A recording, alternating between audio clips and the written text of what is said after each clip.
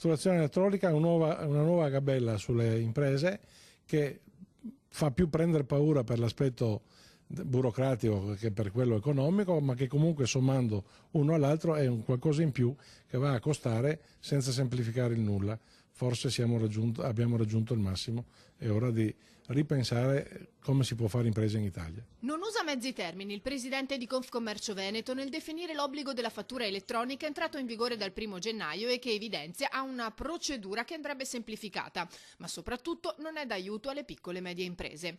Zanon tocca poi un altro tema importante, quello dei saldi, che a suo avviso con inizio a gennaio non sono tali. Così come sono, in ogni caso non soddisfano più la vera esigenza per cui sono nati. Allora vanno bene fatti ora per il mondo che in qualche modo deve tentare di dare delle risposte a un Natale che di solito, proprio perché arrivando i saldi qualche giorno dopo, non è più importante come una volta.